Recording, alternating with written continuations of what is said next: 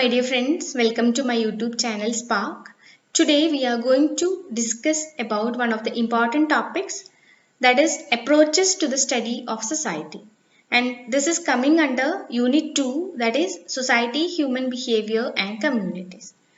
So today we are going to discuss about some important theoretical perspectives like functionalist, conflict, structuralism and postmodernism.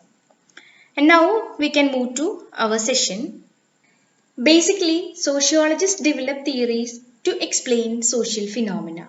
There are many theories in sociology which provides us with different perspective with which to view our social world. Classical sociological theorists as Auguste Comte, Karl Marx, Herbert Spencer, Emile Durkheim, Max Weber, George Simmel, Wilfred Pareto was important in its time and played a central role in subsequent development of sociology. And they have become classics because they have a wide range of application and deal with centrally important social issues, so that they become a classical sociological theorists. And all these sociological theories are prominent because they are quite good at explaining social life, and which helps to explain and predict social world in which we live. And there are many theories in sociology, but there are several broad theoretical perspectives that are prominent in the field. And sociology includes some major theoretical perspectives, and each perspective offers a variety of explanation about social world and human behavior. Now we can move to each theoretical perspective in detail. First of all, we can discuss about functional perspective.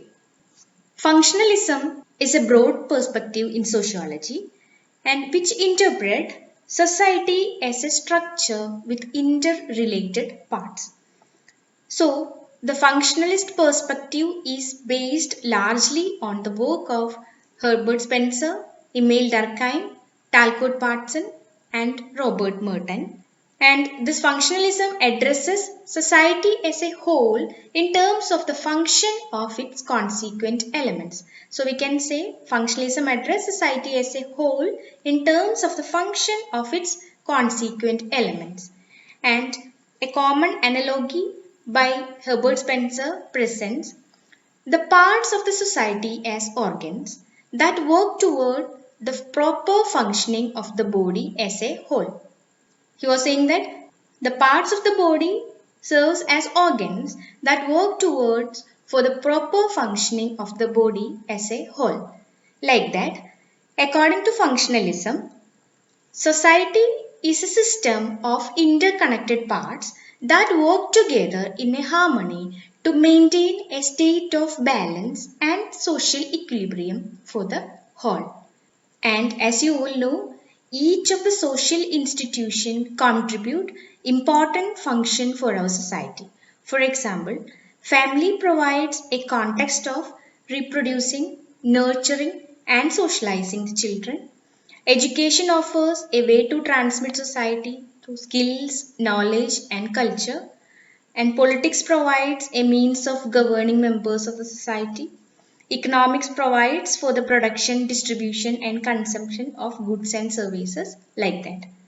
So, the functionalist perspective emphasizes the interconnectedness of society by focusing on how each part influences and is influenced by other parts.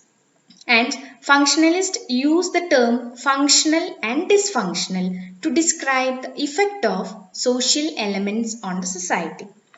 The elements of society are functional if they contribute social stability, and the elements of society are dysfunctional if they disrupt social stability. So it's about functional perspective. Now we can move to conflict perspective. As we discussed before, the functionalist perspective views society as a composed of different parts working together.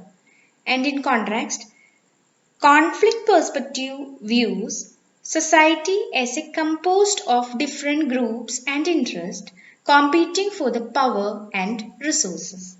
And we can say conflict theory sees social life as a competition and which focus on the distribution of resources, power and inequality. The conflict perspective or conflict theory derives from the idea of Karl Marx, who believed society is a dynamic entity constantly undergoing change driven by class conflict.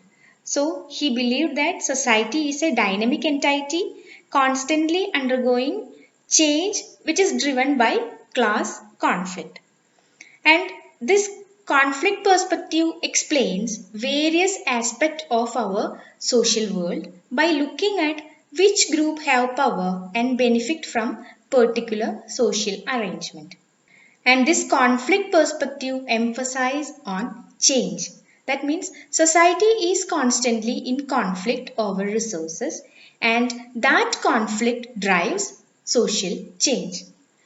Conflict does not necessarily mean violence. Rather, tension, competition, disagreement about objectives and values, conflict on interest will always be there. And so, conflict theorists argue that people use their resource and privilege highlights social structure and class differences. And conflict theorists argue that people use their resources and privileges as way to secure their standing in the society. Hence, it highlights social structure and class differences. So it's about conflict perspective. So next is structural theoretical perspective. Structuralism is a way of thinking about the world that is predominantly concerned with the perception and description of structures of interrelated objects, concepts, or ideas. So, structuralism is a way of thinking about the world and which is concerned with the perception and description of the structures of interrelated objects, concepts, or ideas. And structuralism is a theory of humankind in which all elements of human culture, including literature, are thought to be a part of a system. And structuralism was heavily influenced by linguistics, especially by the pioneering work of Ferdinand, and later the contribution of Levi Strauss also contributed to the school of thought. Now we can move to the major propositions of structuralism. The first is that underlying elements of structure remain constant, and it is the varying relationship between them that produce different languages, systems of ideas, and types of societies. So, the first major proposition is underlying elements of structure remain constant and only the varying relationship between them that produce different languages, systems of ideas and types of society. Secondly, there is the implication that appears to us as solid, normal or natural and is in fact the end result of the process of production from some form of underlying structure. Thirdly, structuralism transforms our common sense notion of individual and they too are seen as a product of relationship rather than the authors of social reality. So it's saying that structuralism transforms our common sense notion of individuals and they too are seen as a product of relationship rather than the social reality. Finally, we can say structuralism holds the view that history is discontinuous and marked by radical change. So it's about structural theoretical perspective. And now we can discuss about postmodernism perspective. Postmodernism is a term that refers to new ways of thinking and understanding of ideas, beliefs and knowledge. So it's about a new way of thinking and understanding of ideas, beliefs and knowledge. And the current period can be referred to as a period of postmodernity, with the social theoretical analysis of this period being referred to as postmodernism. And this postmodernism is an intellectual movement that can be popular in the 1980s. In sociology, Modernism refers to the period dominated by theories and that claim there are patterns of social behavior and these could be investigated and understood. That is functionalism and Marxism. And postmodernism rejects the stratification theories and focus upon identity and differences. And here the subjective individual identity is now more important than objective collective identity.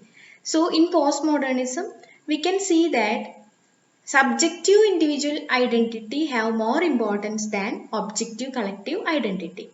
And postmodernism sometimes referred to the characteristics of contemporary society and at other times to a theoretical approach, and that is a critique of classical and modernist approaches. So it's about postmodernism theoretical perspectives.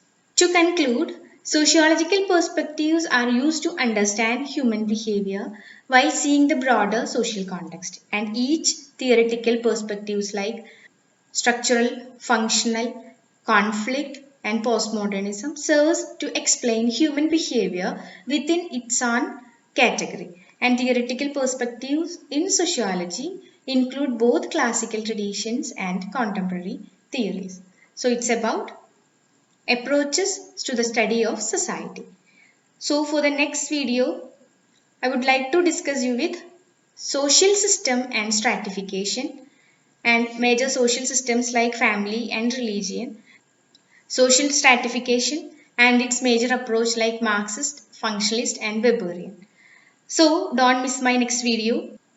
I hope this session will be helpful for you, and if you have any suggestion, please give me a comment. And if any one of you have not yet subscribed my channel, please do subscribe and support me. See you on next video. Bye.